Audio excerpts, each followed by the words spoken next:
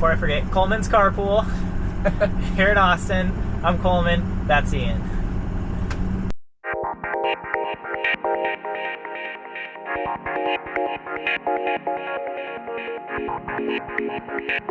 Where are you from?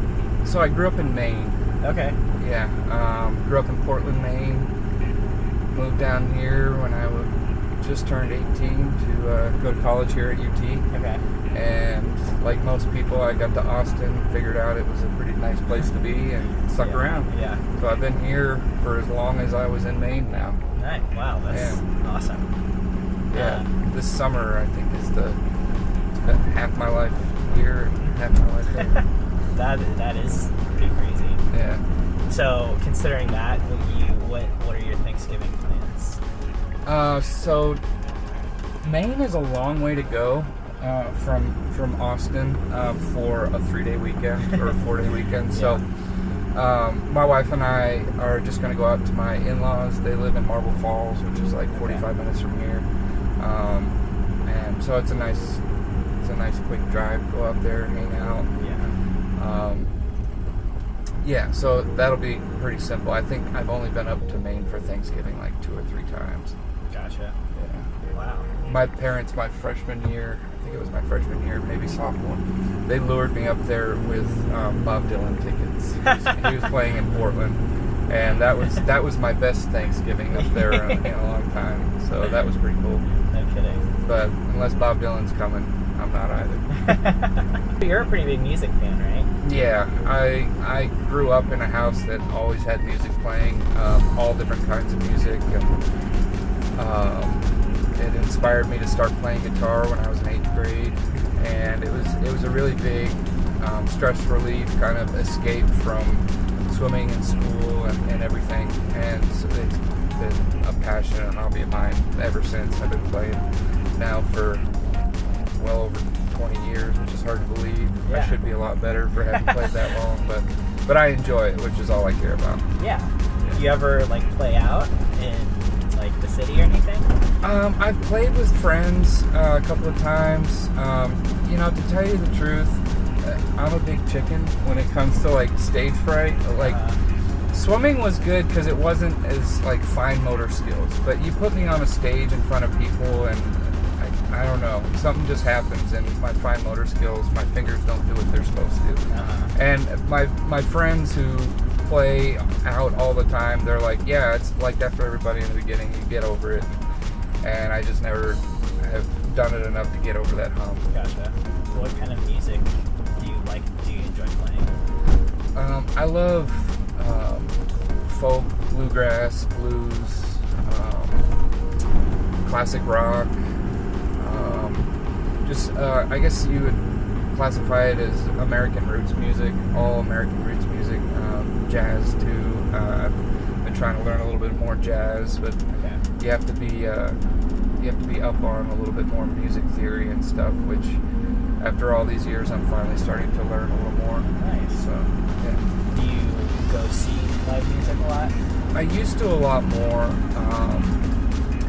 It's funny. When I was in college, when I was younger, I used to love going down to New Orleans for Jazz Fest, or going to ACL Fest here in Austin, or seeing the occasional show at South by Southwest, which was hard because it always conflicted with NCAA. Yeah. So if you could sneak out and see an early show and then get back into bed at a reasonable hour, that was all right. But so I used to love doing that, and now as I've gotten older, I'm a weird old hermit. It's just too many people. Yeah. A nice intimate show. There's some great venues here in Austin to see pretty low key shows. I love going to Stubbs. One World Theater is a great place for just going to actually watch music and not just be shoulder to shoulder with 1,000 people. Yeah. But ACL, I used to love going to that. But now it's a different animal than it was. Yeah. They're just you can't get from one end of the park to the other. So yeah, and I got spoiled one year. We were able to get all access passes in 2008, And once you've done that and you've been able to go like around the back end of the park and all that, like, and have like the little VIP, like, get your lemonade and whatnot area, like, you can't go back to being out in the crowd. So, do you coach full time? Yeah. So I kind of got a bunch of different gigs going on. I coach the club here when I'm here in town. Okay. I travel on a lot of weekends. I travel around the country and do swim clinics. Okay. I visit teams and do motivational talks and technique work, and that's a lot of fun. The traveling all the time at the airport gets a little bit old. Yeah. But I enjoy doing that. And then I also do online mentoring with a group called Rise, which was started by a couple of other Olympians, Rebecca Soni and Caroline Burkle, and they've got a whole roster of Olympic athletes ranging from swimming, water polo, a bunch of different sports. And so we meet with kids via Skype and like once a week, and kind of mentor them through challenges in the sport, like help them with kind of getting in the right headspace. And there's a whole bunch of different things that we can do. I'm actually working on technique with a guy that's out of state now on various stroke techniques. So it's kind of a cool thing to be a part of. Yeah. So I do that as well, and I do lessons here in town also. So keeps me pretty busy. Sounds like it. Yeah. Do you enjoy kind of that lot of different things and all related to swimming, as opposed to like a 9-to-5 that in accounting or business, or like something that is completely unrelated to the sport? Well, I wrestled with what exactly I was going to do once I stopped swimming, and I told myself that I wanted to get away from the sport. I didn't necessarily want to like coach or do anything with it, but then I ended up I finally had the epiphany that I've put all these hours and all this effort and energy into this sport, and had so many unique experiences, and I kind of came to the realization that making money is nice. We all need to provide for ourselves and families and all that, but my primary drive is I want to help people. I love helping kids, whether it's at swim practice with the club or at meets, or the kids that I mentor online, or the kids that I meet for the 4-hour clinics.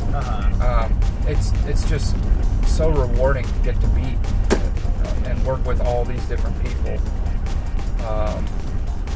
and get to help them through the experiences that I've had. So in that way, I like doing this much better than a 9-to-5. I love the fact that I've got the middle of my days like to do what I want to do with, for the most part.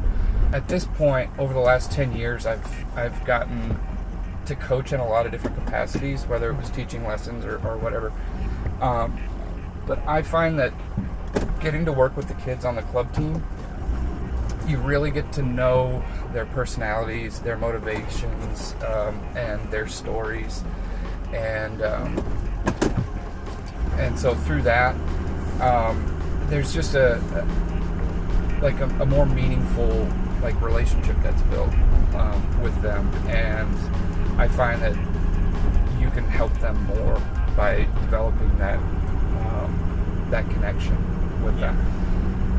So I would like to get to a point in the near future where I'm doing more just coaching the club. Gotcha. So when you went to NCAA's, I don't know how many years it was, but it was short course meters, right? Yeah. How many years was it short course meters?